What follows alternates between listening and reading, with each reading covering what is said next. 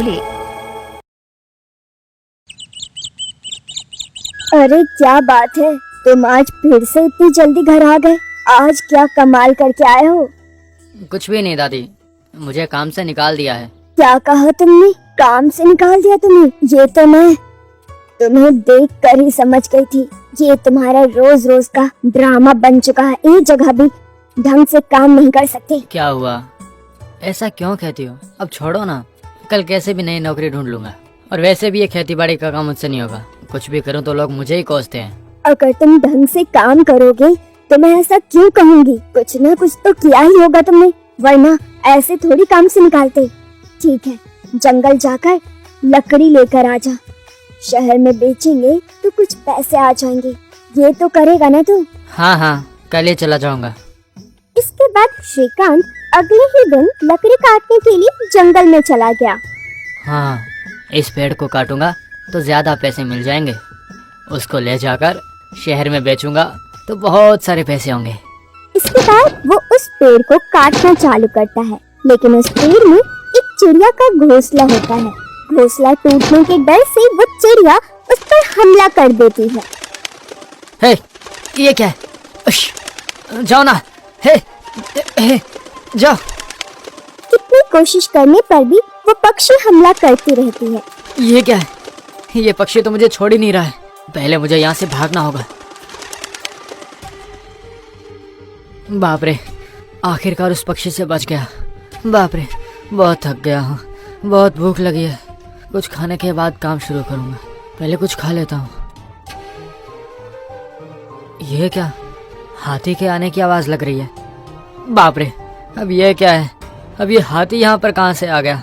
अरे अरे, अगर हाथी ने हमला कर दिया तो बचने की कोई उम्मीद नहीं रहेगी। पहले यहाँ से भागना पड़ेगा मुझे। इस तरह श्रीकांत भागता रहता है और वो हाथी उसका पीछा करता रहता है। कुछ दूर भागने के बाद वो एक गुफा में घुस जाता है। बाप रे, आखिरकार उस हाथी से बच ही गया। जब लकड़ियाँ काटने की कोशिश की तो वो पक्षी आ गया, उसके बाद ये हाथी आ गया। कुछ देर तक यहीं रुक जाता हूँ, तब तक शायद हाथी निकल जाए। हाँ, उसके बाद ही बाहर जाऊँगा। ये क्या, सांप के आने की आवाज़ कहाँ से आ रही है? यहाँ पर कुछ सांप वगैरह है क्या? बाप रे, कितना बड़ा सांप है। अरे अरे, अब तो मैं यहाँ एक पल के लिए भी नहीं रहूँगा। अगर उस सांप ने डस लिया तो मरना निश्चित है। ये सोचकर श्रीकांत वहाँ से भागने लग जाता है। कुछ दूर तक वो सांप उसका पीछा करता है और श्रीकांत भागकर वहाँ से काफी दूर चला जाता है। ये क्या है? आज ऐसा क्यों हो रहा है? पहले तो पक्षी ने हमला बोल दिया था, बाद में हाथी, अब तो सांप पीछे पड़ा है। यहाँ आने का कुछ फायदा नहीं हुआ। एक पल के लिए भी इस जंगल में नहीं रहूँगा, चला जाऊँगा यहाँ से। अगर इन तीनों के अलावा किसी शेर या भालू ने हमला कर दिया तो मैं कैसे बचूँगा? उनसे बचना तो असंभव है। आज तो मरते मरते बचा हूँ। जान हथेली पर रख के काम करना मेरे बस की बात नहीं है। जितना जल्दी हो सके उतना जल्दी यहाँ से निकल जाता हूँ, इसी में मेरा फायदा होगा। इस तरह श्रीकांत जंगल से घर पहुँचता है। क्या हुआ?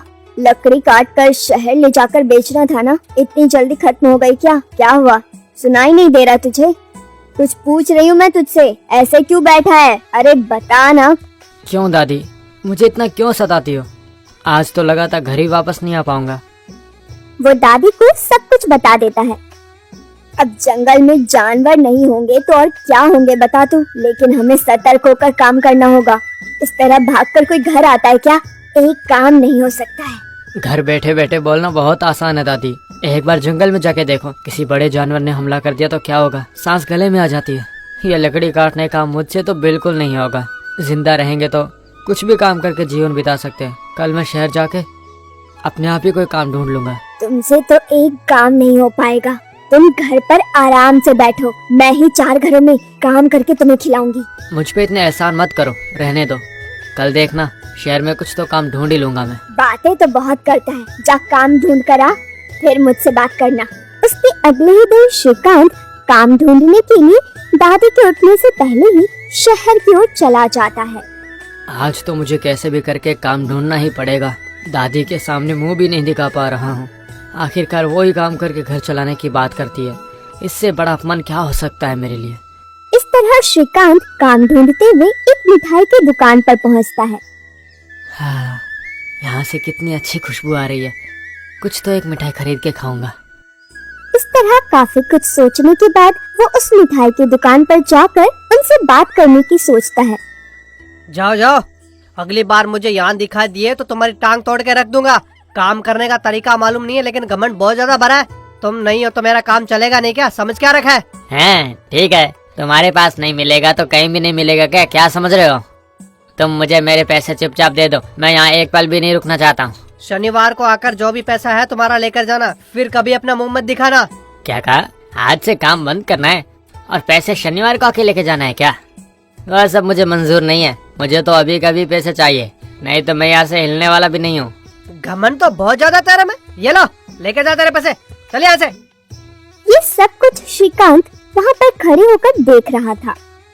ये काम करने वाले ने लगता है आज काम बंद कर दिया है, यानी कि यहाँ पे काम करने के लिए सेठ को एक आदमी की जरूरत है। अगर मैं यह काम में लग गया तो रोज मनपसंद की मिठाइयाँ खा सकूंगा, ऊपर से काम करने के लिए पैसे भी मिलेंगे। मालिक, यहाँ पे कुछ काम मिलेगा क्या?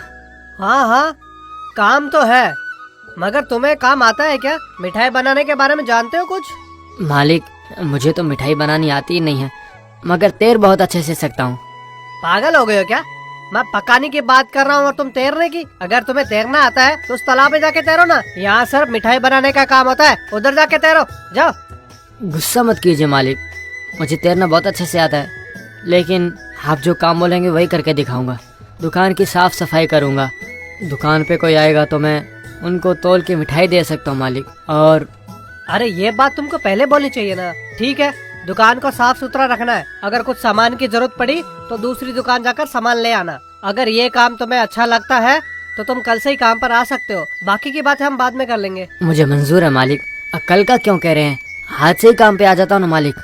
हाँ हाँ, दिखने में तो काम करना पसंद लग रहा है तुमको। ठीक है, आज से ही काम पे आ जाओ। आ जाओ, तुम अपना काम आज से ही शुरू कर दो। उसके बाद श्रीकांत उस मिठाई की दुकान पर काम करने लग जाता है। देखो श्रीकांत, अब तुम सूरनाथ के पचारी दुकान पे जाके ये सारी चीजें लेके आना। अगर तुम्हें सेठ कुछ पूछे तो उनको बोलना कि राघव जी शाम को आकर हिसाब देख लेंगे। मालिक, मुझे तो सूरनाथ जी की पचारी की दुकान का पता ही नहीं मालूम। बताता हूँ, वैसे दाएं हाथ की तरफ जाके देखना, वहाँ पे दूसरी दुकान ही सूरनाथ की है, जाओ। इस तरह श्रीकांत मालिक का बताया हुआ काम पूरा करके और उनसे पैसे लेकर घर की ओर चला जाता है। ये लो, आज तुम्हारा पहला दिन है ना, इसलिए मिठाई लेके जाकर घर वालों को दो। बहुत मेहरबानी मालिक, ये मिठाई तो मेरी दादी को बहुत पसंद है। जाके आता हूँ। इसके बाद वो घर जाकर अपनी दादी को सब कुछ बताता है और दादी को मिठाई देता है। अच्छी बात है, बहुत दिनों के बाद तुझे अच्छा काम मिला है। अब वहाँ कोई गड़बड़ मत करना, ठीक से मन लगा के काम करना। वो क्या कैसे पका रहे हैं इस बात पर तू बहुत ध्यान देना। वहाँ पे अच्छे से सीख कर एक अच्छा बावर्ची बनकर एक दुकान खोल ले और पूरी लगन और श्रद्धा से काम कर। जैसे ही आपको मौका मिलता है सूझबूझ बोलने लगती हो आप दादी। अगर तुम मेरी बात सुनता तो कब का सुधर गया होता। अब भी कोई देर नहीं हुई है, आज से ही काम कर। इस तरह श्रीकांत 2 हफ्ते तक मालिक के बताए हुए सारे काम करता रहता है और इस तरह एक दिन श्रीकांत दुकान पर बहुत देर से जाता है। तब तक मालिक दुकान संभालते हैं। हाँ हाँ, मुझे मालूम पड़ गया है, आपको तो हमारी मिठाइयों के बारे में सोचना ही नहीं पड़ेगा। सारी मिठाइयाँ हम खुद हाथ से बनाते हैं, ये सब भूल जाइए और आप अभी घर जाइए। दोपहर तक मैं सारी मिठाइयाँ आपके घर पर भेज दूंगा। अब से कुछ भी शुभ कार्य के लिए हमारी दुकान से मिठाई खरीदिएगा और हमारी मिठाई का स्वाद भी उम्दा है। इस तरह उस आदमी के वहाँ से चले जाने के बाद मालिक उसे बुलाकर पूछते हैं, क्या रे श्रीकांत, कितना समय हो गया है, इतनी देर से क्यों आए हो तुम? अगर तुम पहले आते तो मैं तुम्हारे साथ बहुत सारी मिठाइयाँ भेजता ताकि तुम उनके घर पे देकर आते। अब मालिक, आज नींद से जगने में थोड़ी देरी हो गई। अब ये मिठाइयाँ कहाँ पहुँचा के आऊँ? ये लो, जो इस चिट्ठी पे लिखा हुआ है, ये सारी मिठाइयाँ 1-1 किलो करके बांध के रखना। दोपहर तक तुम्हें सारी मिठाइयाँ गोविंद के घर में ले जाकर देनी है, याद से है? ठीक है मालिक, मैं दोपहर तक सारी मिठाइयाँ बांध के तैयार रखूंगा। इस तरह वो दोपहर तक सारी मिठाइयाँ बांध कर तैयार रखता है। हाँ, मिठाई के डब्बे तैयार है ना? देखो श्रीकांत, यहाँ से सीधा 1 किलोमीटर जाके दाएं तरफ मुड़ोगे तो गली दिखाई देगी। उसी गली में जाकर चौथा घर ही गोविंद जी का है, जाके दे देना उनको। देखना खराब ना हो मिठाइयाँ। ठीक है मालिक, आज डिब्बे देकर आने के बाद मुझे आज जल्दी घर जाना होगा मालिक, घर पे कुछ काम है। ठीक है, पहले देकर तो आओ, बाकी का बाद में बात करेंगे। इसके बाद श्रीकांत उन मिठाइयों के डब्बों को लेकर गोविंद जी के घर की तरफ जाने लगता है। कुछ दूर जाने के बाद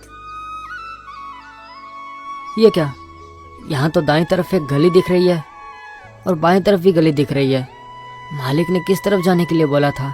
हाँ, याद आ गया, दाईं तरफ ही चारवी का घर है। अभी चला जाता हूँ। हाँ, वहाँ पे कुछ लोग दिख रहे हैं, मतलब वही गोविंद जी का घर होगा। कौन है जी घर में? जरा आइए।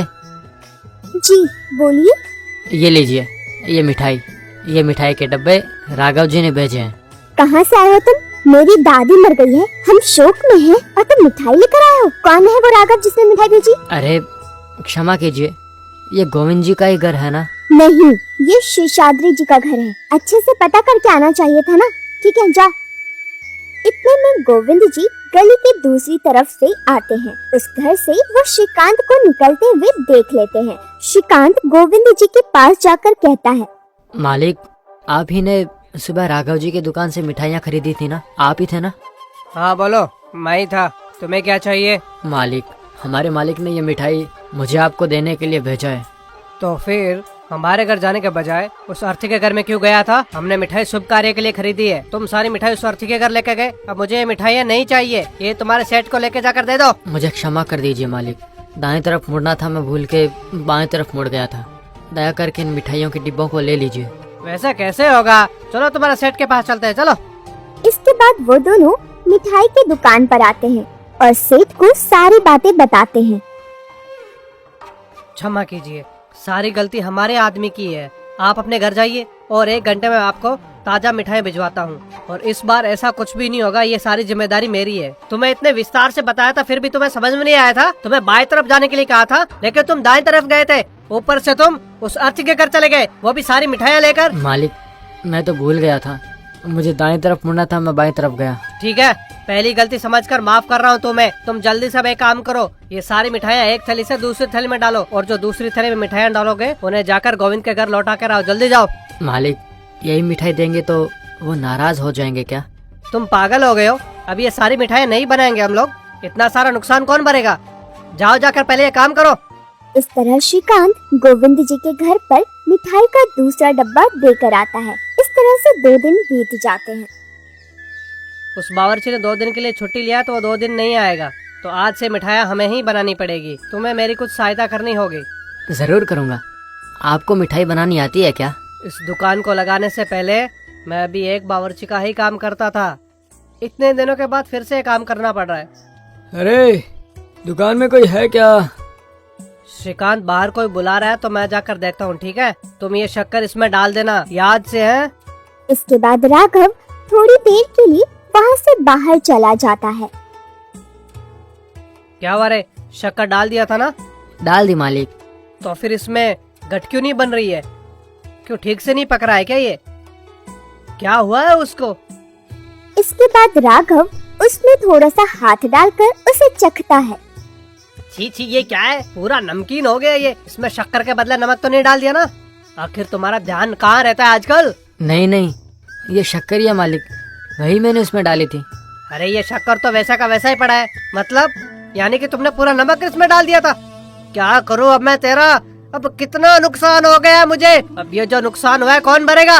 अरे मुझे क्षमा कर दीजिए, शक्कर और नमक दोनों सफेद है ना, इसलिए नमक डाल दिया। परसों मिठाई अर्थी के घर लेकर गए तुम, आज शक्कर के बदले नमक डाल दिया तुमने। अब तो तुम्हें एक पल के लिए भी इस दुकान में रुकना नहीं चाहिए। अभी के अभी निकल जाओ यहाँ से। इस तरह श्रीकांत की मिन्नतें करने के बाद भी दुकानदार उसे नहीं क्षमा करता और उसे काम से निकाल देता है। अगर मैंने दादी को कह दिया कि ये नौकरी भी गई तो वो मुझे बहुत डांटेगी। दादी को ये बात पता नहीं चलनी चाहिए, मुझे कोई दूसरी नौकरी देखनी पड़ेगी। मगर अभी के अभी मुझे नौकरी आखिर कौन देगा? इस तरह श्रीकांत को घर जाते समय एक लोहार की दुकान दिखाई देती है। मालिक, मेरा नाम श्रीकांत है, मुझे यहाँ पर कुछ काम मिल जाएगा क्या? आओ आओ आओ, सही समय पर आए हो। क्या काम आता है तुम्हें? हाँ मालिक, तैरना आता है। मैं बहुत अच्छे से तैरता हूँ। मेरे पूछने का मतलब है, इस काम में तुम्हें कुछ अनुभव है या नहीं? तुम्हें तैरना आता है या कूदना आता है, ये सब नहीं पूछा मैंने तुमसे। मालिक, इसका तो मुझे अनुभव नहीं है, मगर जैसा आप बोलेंगे वैसा कर दूंगा और जल्दी ये काम भी सीख जाऊंगा। ठीक है, ये लो, ये है हथौड़ी। जब मैं बोलूंगा तब उसी समय इस पर मारना, समझ गए? ठीक है मालिक। हाँ, यहाँ पे मारो मारो। हाँ हाँ, जैसे मैंने बोला वैसे ही करते जाना, ठीक है? कल सुबह खाना लेकर यहाँ पर 9 बजे आ जाना और 5 बजे तक काम करना है। इस तरह श्रीकांत उसी दिन से लोहार की दुकान पर काम में लग जाता है। अगले दिन सुबह 9 बजे रोटी बांधकर वो लोहार की दुकान पर आ जाता है, अपने साथ लाए खाने को बगल में रखकर। लगता है मालिक तो बाहर गए, दुकान भी खुली है, पता नहीं कब तक आएंगे। इस तरह देखते देखते एक कुत्ता श्रीकांत के थैले के पास आ जाता है। हे, छी छी, चला जा यहाँ से। बाप रे, अगर नहीं देखता तो पूरा खाना उठाकर ले जाता। क्या है श्रीकांत, सुबह सुबह आए हो काम पे? थोड़ा काम था इसलिए बाहर गया था। ठीक है, काम शुरू करें क्या? जैसा तुमने कल किया था आज भी तुम्हें वैसे ही हथौड़ी को लेकर मारना है, समझ गए हो ना? हाँ समझ गया मालिक, अब हम शुरू करें क्या? हाँ, यहीं पे मार रहा हूँ। हाँ मारो ना, मारो। इस तरह श्रीकांत के काम पर लगते ही वो कुत्ता फिर से उसके खाने की तरफ आ जाता है। तभी श्रीकांत उसे देख लेता है। ये क्या, ये कुत्ता फिर से आ गया, मेरे खाने को लेकर चला जाएगा। ऐसा सोचते सोचते वो हथौड़ा लोहार के हाथ में दे मारता है। अरे बाप रे, कौन है रे तू? लगता है मुझे हथौड़ी मारने के लिए आया है तू। भाग जा यहाँ से, निकल जा। मालिक मुझे माफ करिए, वो कुत्ता मेरे खाने को लेकर जा रहा था तो मैं उधर देखने लग गया था और ये हथौड़ी हाथ पे लग गई। कुत्ता वत्ता कुछ नहीं है यहाँ पे, पहले तुम यहाँ से जाओ। बाप रे, तुमने तो मेरा हाथ ही तोड़ दिया। इस तरह इस काम से भी निकाले जाने के बाद वो दुखी होकर एक पेड़ के नीचे बैठता है। तभी लोहार के पास एक आदमी आता है और कहता है, सुनिए, यहाँ कोई तैरने में माहिर आदमी मिलेगा? हमारे मालिक की सोने की अंगूठी नदी में गिर गई, उसे निकालने के लिए चाहिए। वहाँ पे वो पेड़ के नीचे बैठा है ना, वो तैरने में बहुत माहिर है, जाके उसको पूछ के आ जाओ। इसके बाद वो आदमी श्रीकांत को सब कुछ बताता है और उसे अपने मालिक के पास लेकर जाता है। देखो बाबू, बहुत पीढ़ियों से चली आ रही है ये सोने की अंगूठी, नदी में गिर गई है। वो मेरे लिए बहुत अनमोल है। तुम कैसे भी करके उस अंगूठी को नदी से बाहर निकालो ना, तुम्हें जितना धन चाहिए उतना धन मैं तुमको दूंगा। आप चिंता मत कीजिए, मैं उस अंगूठी को ढूंढ के निकाल ले आऊंगा। इसके बाद श्रीकांत कुछ देर बाद नदी से वो अंगूठी लेकर बाहर आता है। तुम कितने अच्छे आदमी हो, तुमने मेरी इतनी सहायता की है। ये लो तुम्हारा इनाम 100 रुपए। मालिक मुझे पैसे नहीं चाहिए, मुझे कुछ आप काम दिलवा दीजिए ना। तुम्हें जरूर काम दूंगा, लेकिन पहले तुम ये 100 रुपए तो ले लो। मेरे पिताजी का चिन्ह है ये अंगूठी। इस अंगूठी को तुम मेरे लिए नदी में से ढूंढ कर लाए हो ना, इसलिए तुम्हें कितने भी पैसे दूं तो कम ही है बेटा। तुम्हें बैलगाड़ी चलाना आता है क्या बेटा? आती है मालिक, मैं बहुत अच्छी तरह चला लूंगा। तो फिर बैलगाड़ी पे माल ले जाकर अपनी दुकान से नजदीकी आसपास के गांव में छोटे छोटे दुकान वालों को माल देकर आना है, और तुम्हारी महीने की तनख्वाह होगी वो भी 500 रुपए। क्या 500 रुपए? मैं कल ही आके काम शुरू कर दूंगा मालिक। इस तरह श्रीकांत अपने तैरने की कला की वजह से एक अच्छी नौकरी पा लेता है।